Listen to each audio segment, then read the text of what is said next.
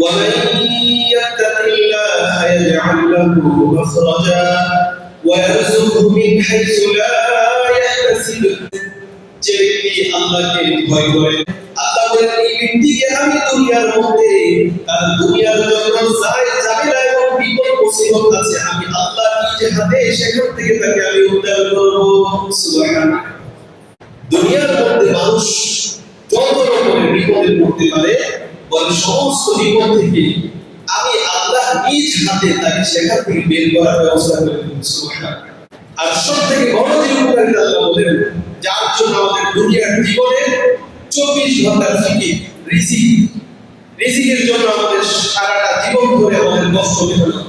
আল্লাহ বলেন ওয়ায়ারযুকহু মিন হাইসু লা ইয়াহতাসিব তাকওয়ালা বান্দার জন্য আমি এমন জায়গা থেকে রিজিকের ব্যবস্থা করে দেব যে সেই বান্দা কল্পনা করতে পারবে না সুবহানাল্লাহ। রব্বে কারীম ইরশাদ করেন ولو أن أهل القرى آمنوا واتقوا لفتحنا عليهم بركات من السماء والأرض আল্লাহ বলেন জনপদের অধিবাসীরা যদি আল্লাহর ভয়ে অন্তরের মধ্যে অন্তর করে অবলম্বন করে রব্বে কারীম তাদের জন্য আসমান এবং জমিনের সমস্ত বরকতের দরজাগুলো খুলে দিবে সুবহানাল্লাহ। মুমিনের জীবনের সাথে তাকওয়া এর অবিচ্ছেদ্য অংশ। আল্লাহ রব্বুল আলামিন তাকওয়ার সাথে মানব জীবনের ইবাদতের মূল মাকসাদ যেটা রেখেছেন সেটাকে আল্লাহ তাআলা লিখিত করে রেখেছেন। বলে আমার আপনার ভিতরে যতক্ষণ তাকওয়া না আসবে ততক্ষণ আমি গুনাহ থেকে বাঁচতে পারবো না। আর আমি আপনি যদি গুনাহ থেকে বাঁচতে না পারি আমার আপনার দ্বারা আল্লাহ তাআলার ইবাদতের পূর্ণতা লাভ করা সম্ভব হবে না।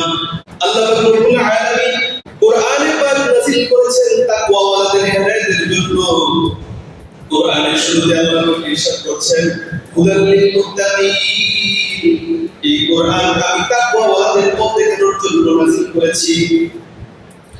আল্লাহ রব্বুল আলামিন মানুষের ভিতরে তাকওয়ার যোগ্যতা দিয়ে দিয়েছেন। এই তাকওয়া অর্জনের জন্য আল্লাহ তাআলা যেরকম সাধারণ মানুষদের নির্দেশ করেছেন ঠিক তদ্রূপভাবে নবীদেরকেও নির্দেশ করেছেন। আল্লাহ তাআলা সূরা আহজাবের মধ্যে নবীকে সরাসরি নির্দেশ করে বলতেছেন ইয়া আইয়ুহান নাবিয়্যু তাকিল্লাহ হে নবী আপনি আল্লাহকে ভয় করেন। সাধারণ মানুষদেরকে আল্লাহ তাআলা শুধু নির্দেশ করেন নাই নবী যিনি কিনা মাসুম যার কোনো গুনাহ নাই এই নবীকেও আল্লাহ তাআলা তাকওয়ার নির্দেশ দিয়ে বলতেছেন ইয়া আইয়ুহান নাবিয়্যু তাকিল্লাহ ওয়া লা তুতি'ল কাফিরিন ওয়াল মুনাফিকিন। আল্লাহ বলেন হে নবী আপনি আল্লাহকে ভয় করেন এবং কাফের ও মুশরিকদের মুনাফিকদের আপনি কখনো অনুসরণ করবেন না। তাকওয়া কত গুরুত্বপূর্ণ জিনিস। আমরা পৃথিবীতে মানব জাতি যত সম্মানের পদ পদবি আছে বলে এই সম্মানের যত পদ পদবি আছে এই সব কিছুর মধ্যে মূল সম্মানের যে মানদণ্ড আল্লাহ তাআলা সেটা নির্ণয় করে দিয়েছেন তাকওয়ার মাধ্যমে। আল্লাহ পাক রব্বুল আলামিন বলেন তোমাদের মধ্যে সবথেকে সম্মানিত ব্যক্তি আল্লাহর কাছে ওই ব্যক্তি যে ব্যক্তি কিনা আল্লাহকে তোমাদের মধ্যে সবথেকে বেশি ভয় করে।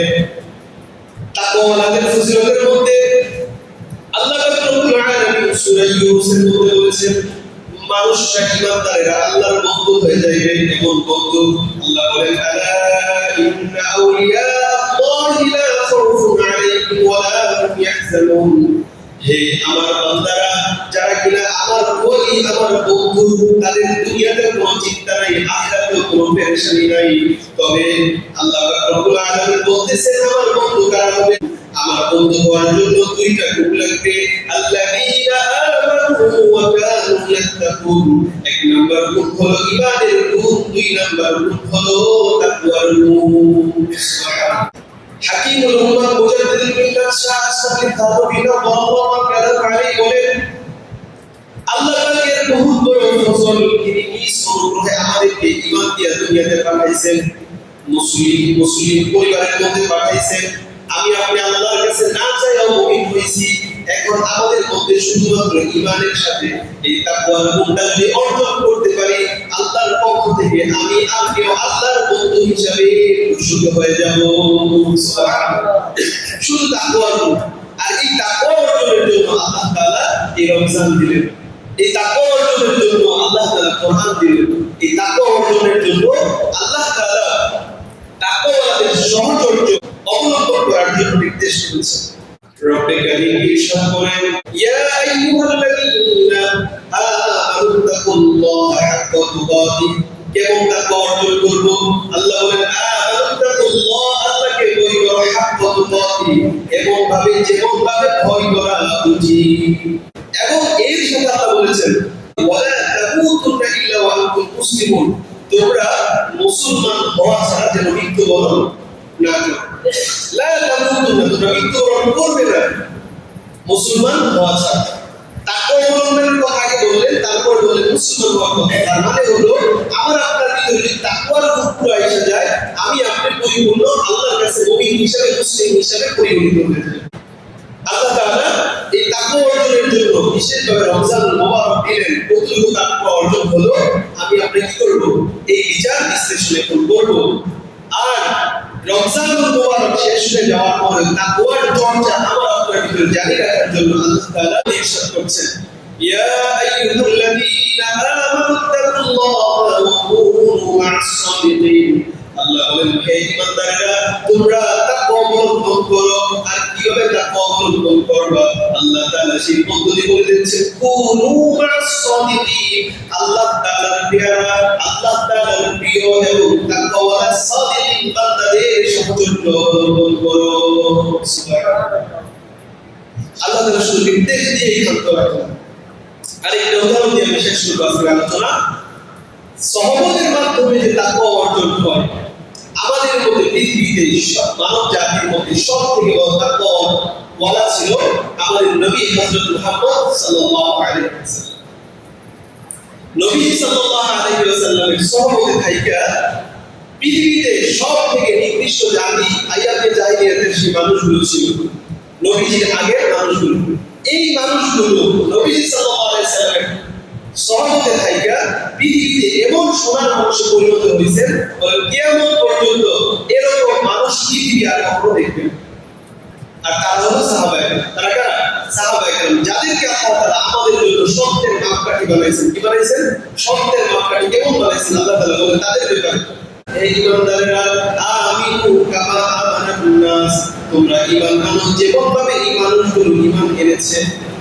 আল্লাহ তাদের ঈমানকে এমন পছন্দ করছেন যে তোমরা ঈমান আনলে তাদের মতো ঈমান আনো। কোরআন নাযিলের সময় কারা ঈমান এনেছিল? সাহাবায়ে কেরাম। কোরআন নাযিলের সময় কাদের ঈমান ছিল? সাহাবায়ে কেরাম। আল্লাহ তাআলা বলেন তাদের মতো ঈমান আনলেন, মানদণ্ড বানায় দিলেন আমাদের ঈমানের আমলের জন্য। সেই সাহাবায়ে কেরাম নবীজির সহবতে থাইকা যেভাবে তাকওয়া অবলম্বন করছে, বলে ঠিক তদ্রুপভাবে কিয়ামত পর্যন্ত আল্লাহ তাআলার এরকম মনোনীত প্রিয় কিছু আহলে ইলম, আহলে দ্বীন, আল্লাহর মহব্বত ওয়ালা বান্দা থাকবে, যাদের সহবতে থাইকা আমাদের তাকওয়া অবলম্বন করতে হবে। আর সাথে সাথে আল্লাহ তাআলা আমাদের এরকম রমজানের মতো অফার দিবেন তাকওয়া অবলম্বনের, সেগুলোর মধ্যে আমাদের চর্চাটা পার্সোনাল ভাবে করতে হবে। আমভাবে সারা বছর কোন আল্লাহ বলের সহবতের মাধ্যমে এই তাকওয়ার চর্চা করতে হবে। আল্লাহ পাক রব্বুল আলামিন আমাদেরকে রমজানুল মুবারকে যতটুকু তাকওয়া অর্জনের সুযোগ দিলেন, এতটুকু আমাদের মৃত্যু পর্যন্ত যেন আল্লাহ তাআলা দিন দিন বাড়াইতে থাকেন, সেই তৌফিক যেন আল্লাহ তাআলা দান করেন। সকলে বলে আমিন।